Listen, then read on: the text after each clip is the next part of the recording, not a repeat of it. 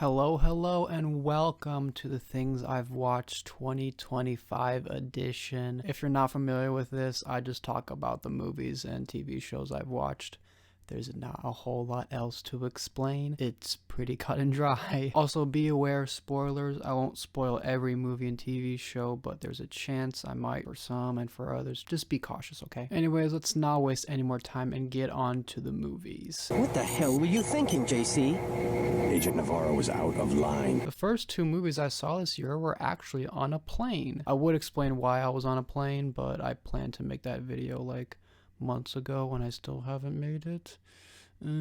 Anyways, that aside, Ex Machina is pretty decent. It easily reminded me of a Black Mirror episode, which is strange because this came out before Black Mirror started, but I just happened to be an idiot and watch Black Mirror before Ex Machina, and now my whole perception of who inspired who is, you get it. But Black Mirror comparisons aside, it is a pretty decent movie. Despite the fact that there are only three prominent actors, they all do a pretty good job. And the prevailing topic about AI and robots is definitely relevant nowadays. That's for sure. The biggest thing that hurts this movie is the ending. It kind of happens way too quick. I really want to give it away, but around halfway through the movie, you could probably tell where it was going, and so did I. And when it happened, it's like, okay, is there more to it? Besides that, it's a pretty solid movie. 6 out of 10. And don't forget, big suit. The second movie that I saw on the plane was Stop Making Sense, which is a concert movie about the Talking Heads, and it is freaking awesome. It definitely helped that I was then getting really into the Talking Heads, and this live performance really brought out some of the songs, so much so that I actually prefer some of these live versions compared to the originals. I know this is definitely not the biggest concert movie that's come out the last couple of years. I don't want to name names, but the much more popular one, I don't think it's as good as it, just saying. 7 out of 10. Blimey, Gromit. I have yet to share my cheese in 36 years. I know that this is not very public knowledge, but I am a huge fan of Wallace and Gromit, and I was so excited to see this, and it sure didn't disappoint. It is so good. I absolutely love that they brought back Feathers. He is hilarious in this and such a great villain. The animation is very well done. I know that kind of goes without saying, but because it had been so long since Wallace and Gromit were on like a special or a feature film, seeing the new animation technique and how good it looked was so cool. It's definitely not my favorite Wallace and Gromit special. That one rightfully goes to the wrong trousers, but it is still really good. 8 out of 10. It's always easy to blame the referee. The first sports documentary from Netflix that I decided to watch was the first... Wait, is it first? Okay, correct me if I'm wrong, but this might be the first Untold docu they've ever put out. Maybe, okay, I don't know. I think it's pretty solid. It does a good job explaining Tim Donaghy's upbringing and sort of how he got into the mess that he got into. Oh, he sure got into a mess, all right. There's not much else to say except the fact that towards the end, Tim Donaghy's like, oh, there's a whole underground betting thing with all the referees and stuff. In my opinion, I only think he did to just cover for himself and just excuse that, hey, ref bad, that must be he bet on games. No, he's just bad. 5 out of 10. Edward? I thought I told you about leaving my side for more than 8 minutes. Oh, jeez. How long did this take me to finally watch the second Twilight movie? Like, a year or two? Listen, I did not have any strong feelings about the first Twilight. I thought it was okay, and New Moon is even more okayer. I think I do like it a little bit more than the first one. I like the werewolf stuff. That was cool, I guess. Plus, when they went to... Oh, crap, where did they even go? They went to some, South American country. Oh, my God.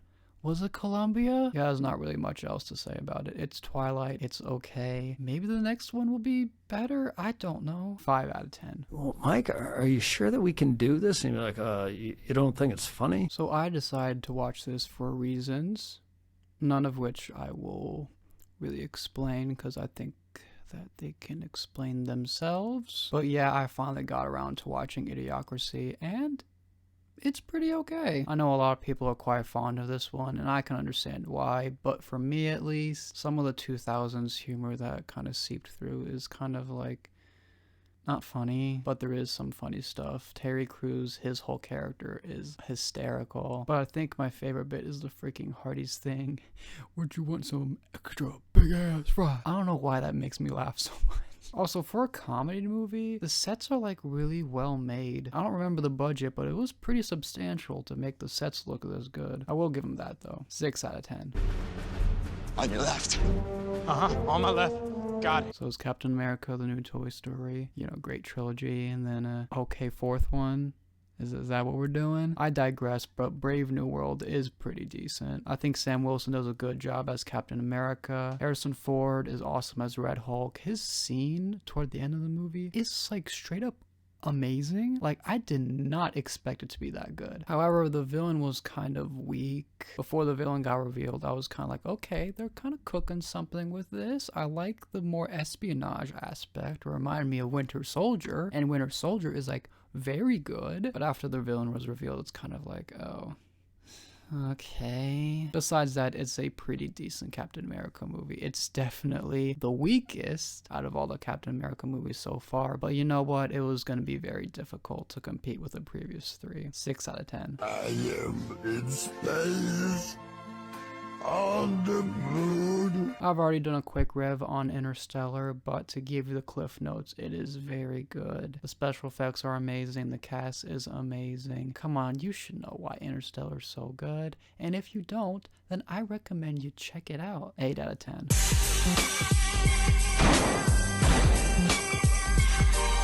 Well, I guess I was entitled to watch another Mike Judge movie. I do like Office Space a little bit more than Idiocracy, even though the jokes aren't as outlandish or sort of unprecedented, if you know what I mean. I do really like all the iconic scenes that you probably already know about. And I really like how the friend group like listens to gangster rap when they're like driving or when they're smashing all the office equipment. That's good. I can definitely see its importance for some people. If you want to know more about that, then Emp Lemon did make a very good video about it. I definitely recommend checking that out, as well as the movie, but you should probably watch the movie first. 6 out of 10.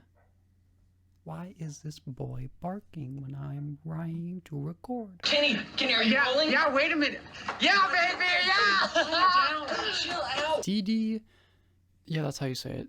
Not King DDD. Ha. DD was a movie that I learned about like on a complete whim, and because I was so bored one day, I was like, you know what? I'm gonna check it out, and I'm glad I did, because it's really good. I think when it comes to movies that capture adolescence, especially as a teenager, this is probably the movie that does it most accurately, at least for me. And I think of part of that is because for me, some of those moments like really resonated with me, like shockingly so. I'm sure if you watch the movie yourself, you might pick up on some of that, considering you're watching this through YouTube and there's kind of like links to YouTube, not like directly, you know what I mean if you watch it. This movie's super underrated, and I highly recommend you check this one out. 7 out of 10. Did you just laugh at me? Do I amuse you? Am I some sort of clown to you? Yeah, I can't believe it's taken me this long to watch Goodfellas, and I'm ashamed of myself that I didn't watch this sooner, because it's fantastic. It's kind of surprising that every like gangster movie or TV series owes a lot of it from Goodfellas. The biggest example of that is easily The Sopranos. I mean, there's so much Sopranos actors that were in Goodfellas. I saw them and I'm like, holy F, it's that guy. There's so much great scenes in this. I do wish that the movie was a little bit shorter. I think I would have given it a little bit higher score if it was, but it's not that big of a deal because the movie itself is very, very good. 8 out of 10. Chat, does this guy know? This guy has to know. He knows something for sure, this guy. Oh wow, I can't believe it's also taken me this long to watch The Truman Show. Yeah, The Truman Show is really good. I think Jim Carrey does a fantastic job in this. This is where Jim Carrey is at his best, where he can be a little bit silly but not too silly. Because I personally think when he does kind of go overboard when it comes to his zaniness, it doesn't really become that funny. It just becomes kind of annoying. Anyways, the movie itself is good. I do wish the emotional moments kind of hit a little harder, but maybe that's because you already really know that, you know, his whole life's being monitored and that this is kind of pre-scripted and this and that. It's whatever. It's still a good time, and I definitely recommend this one. 7 out of 10. Ow! You parasite! Oh boy, oh boy, oh boy. Parasite is freaking incredible. I already knew that going into it. I was expecting great things, and I knew, I'm like, okay, yeah, this movie's gonna be pretty good. But I didn't just get pretty good. I got perfection. I definitely do not want to give anything about this movie away. I am begging you to give this a chance. Like, I am pleading with you because it is fantastic, and it absolutely deserved its Oscar for Best Picture. Hands freaking down. You know, I was thinking 9 out of 10. Screw that, baby. 10 out of 10. So at times in this, I'm going to sound like a madman. I'm sorry. It's just kind of the way this movie works. Donnie Darko was a movie that I did not know a lot about, and I'm glad I did, because this one's definitely a trip. Once again, like Parasite, I don't want to give too much of this movie away because I can't really describe it or like remember how it exactly works, because it's basically like a supernatural thriller that messes with like time travel and like alternate dimensions, and it does get complicated, but I will say the mystery surrounding it is very intriguing, and I definitely recommend you check this one out, but maybe with some friends, because if you don't understand it, maybe your friend will. 7 out of 10. Little trouble there. Jazz plus anime? Freaking sign me up. Blue Giant hooked me right away, mainly because jazz.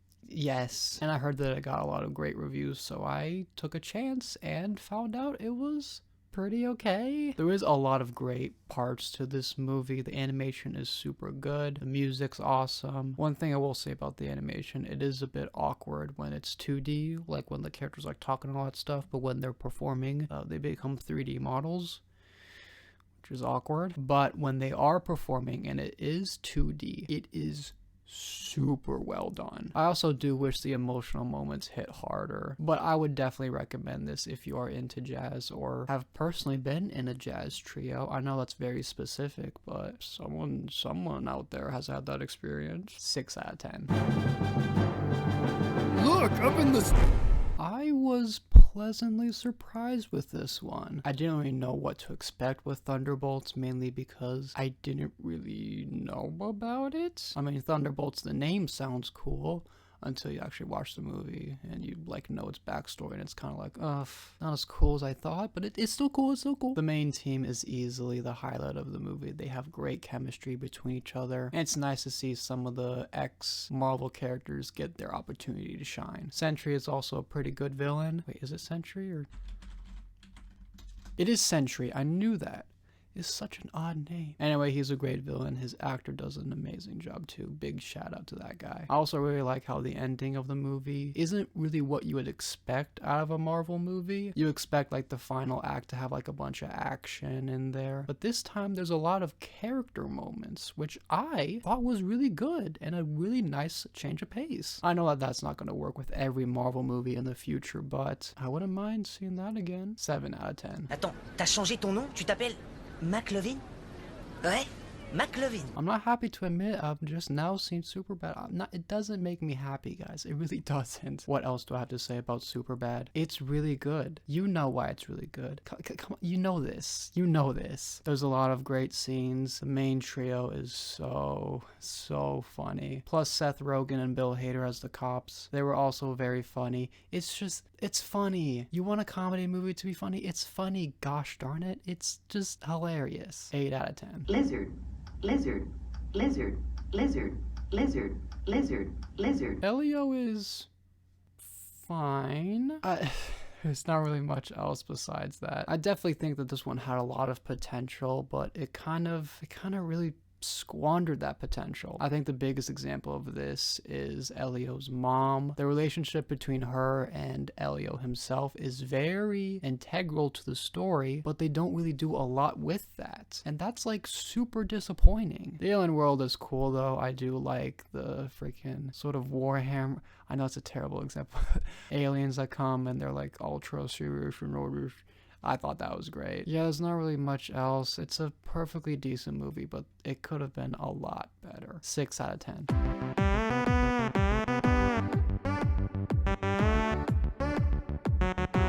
I also made a quick rev about K-pop Demon Hunters. Listen, the animation's great, the songs are great, characters are cool. What else do you want? I think ever since I first started watching it, I only grow more and more fond of the movie, even though it does have its shortcomings, which I definitely explain in the review. But what I can say has changed is my favorite song. It used to be How It's Done, but now it's Takedown. Freaking thing goes ultra hard. I can't wait to mosh with a bunch of kids if they ever go on tour. 7 out of 10. Good morning. I am ready for school. We really live in a sick world when a freaking Superman movie causes a bunch of hoopla. Anyways, I did enjoy James Gunn's Superman. Let's get this out of the way. Is it better than Zack Snyder's Superman? Yes. Listen, that's not a disservice to Henry Cavill. He is a good actor, and I could definitely sense his passion for the character. It's just the writing completely failed him. Moving away from that, I think the fight scenes are very, very good. I think it helped that I did see this in IMAX. Yeah, I probably did. Regardless, I did really enjoy what James Gunn did with Superman. They didn't make him too human or too alien. He found a really nice balance between the two, and I think that helps his character tremendously. I also find it really hilarious that he doesn't swear. He says like dang nabbit or gosh darn. I thought that was such a great touch. I think this version of Superman's good, and I'm excited to see where it goes from here. 7 out of 10. Say that again? Oh, I guess there was another big budget superhero movie that came out around the time of Superman. First things first, yes, this is the best Fantastic Four movie. It's not even a competition. I really enjoy the time period that they put it in. I thought that was the right move, and it definitely helps this movie stand out amongst a lot of other superhero movies, and especially the Fantastic Four series. I think the Fab Four are all very nice. I love what they did with Sue and Johnny. They made them actual characters that like actually do something. Ben was a little disappointing. I wish they did more with him, but balancing all four of the characters to have their own moments and own beats, it's a bit complicated, but I think they did okay. Galactus was also so cool, especially the VFX work that they did on him. They did such a good job. They made him look like a total freaking boss. I do think this Fantastic Four is a little bit better than Superman, but I do enjoy them both very much. 7 out of 10. She got them apple bottom jeans, boots with the fur, with the fur. Alright, let me explain why I just got into the Sonic movies with the third one. I work at a day camp, and sometimes we go see movies, and this happened to be the movie. Besides all that, this movie surprised me because it's actually pretty good. I think all the characters are well done, and there's a lot of fan service in there, but not too much. I will say though that knowing about the Sonic games kind of gives away like what the next part of the movie is. It's kind of like, oh, I know what's coming next, and then it happens. It's kind of like, ugh. A bit disappointing there, but if you haven't played any of the Sonic games, I think you're actually in for a real treat, because whether you're a fan or not a fan of the Sonic games, I think this movie will be enjoyable. 7 out of 10. Just remember, there's a driver in every one of those cars. Talladega Nights was a movie that my parents, okay, you know, I shouldn't say my parents. My mom was begging me to watch, and I did. And I thought it was okay. Listen, I think this has become very clear, but most of the high-profile comedies from like the 2000s or early 2010s isn't really my cup of tea, and unfortunately this kind of suffers from it. That being said though, there are great moments and funny scenes. Sacha Baron Cohen is easily the highlight of the movie, at least for me, and he definitely dropped a lot of quotable lines for me. Will Ferrell too, obviously, but not as much as the French dude. Overall, I think it's pretty solid. I wish I enjoyed it as much as other people do, but who knows, maybe on rewatch it'll be better for me, but we'll see. 6 out of 10. This is where I say shake and bake. I finally got around to watching the second Rush Hour, and it's pretty okay. It's kind of hard to say whether I enjoyed this one or the first better. I do think the villain is a lot better. I did really enjoy the spa fight. That one was really good. And the last act is definitely leagues better than the last one. And Jackie Chan and Chris Tucker's chemistry is, once again, very good. Yeah, there's not really much else to say about it. It's a good time, and I can't wait for the third one to conclude the trilogy, unless they're making a fourth one. I don't know. Freaking our president wants it. Like, that's the only thing I can agree on with that guy. Anyway, 6 out of 10. When life hands you lemons, make lemonade.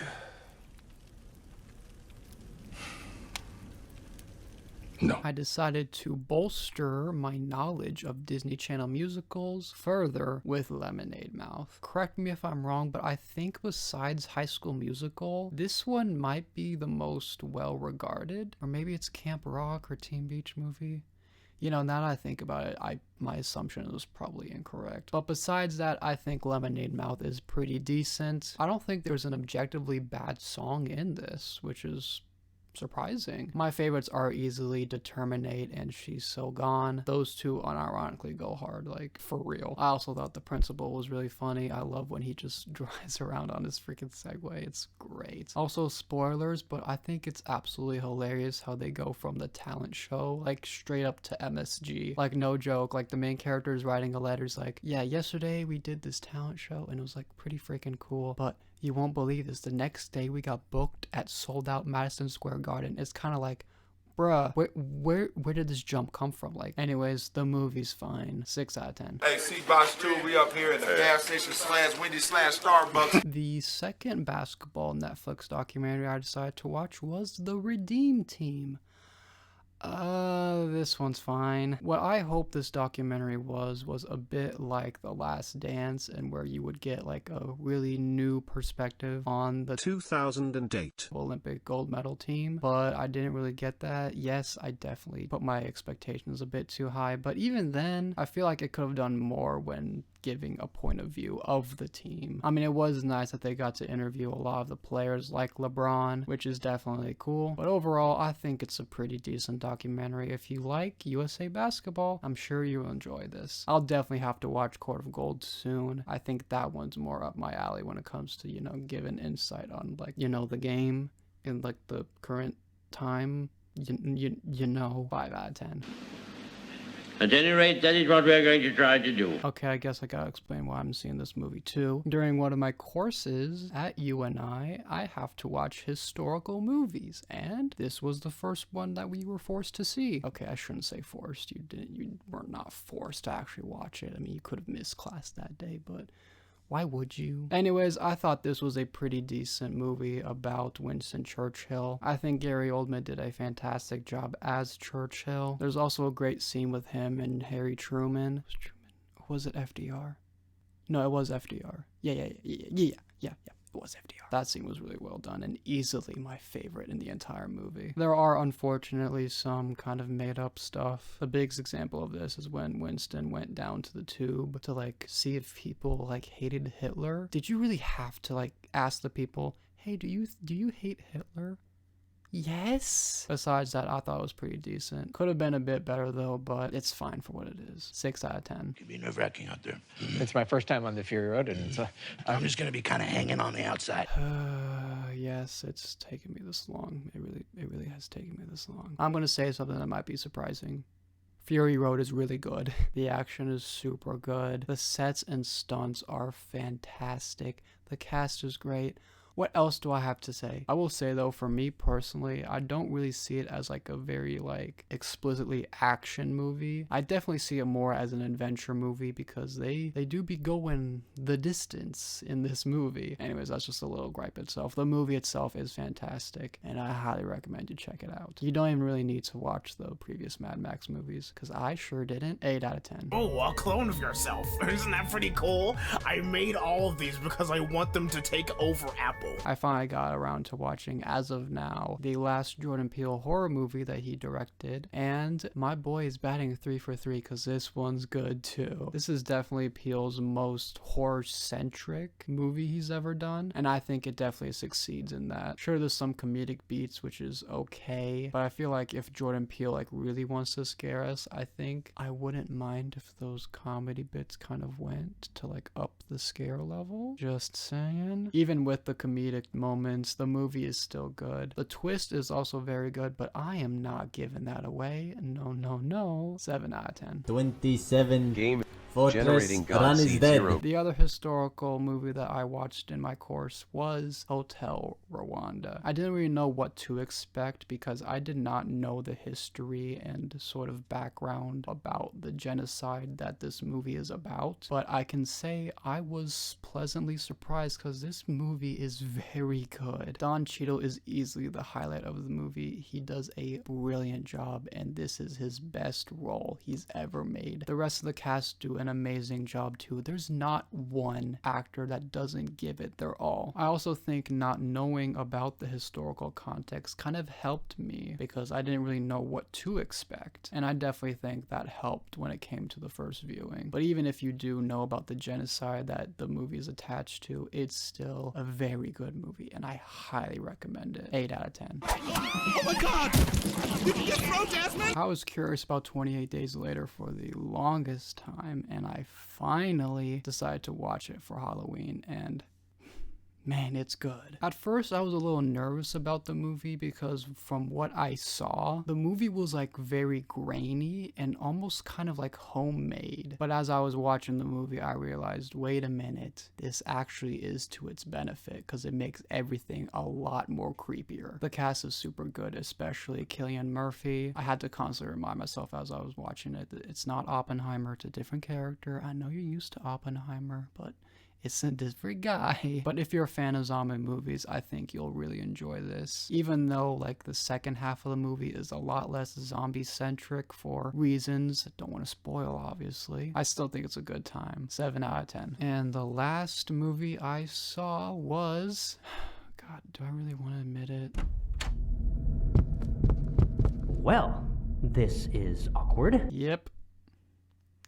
This is what I ended with, huh? We're the Millers is perfectly decent. I really like the concept of a fake family being made to smuggle drugs. Yeah, I know, outrageous, right? Just wait until you watch the actual movie. And there are plenty of funny scenes, albeit the comedy comes from the sort of discomfort you're feeling. Sometimes it works and sometimes it doesn't. Let's just say there is a little bit of incest humor. I don't like that. So those scenes were not very fun. Besides that, it's a pretty decent movie if you are able to stomach the, incest and other uncomfortable topics. 6 out of 10. All right, now we're on to the TV shows, and I did not watch many. I think I only finished about 4 of them. I'll definitely get those numbers up next year, trust. Play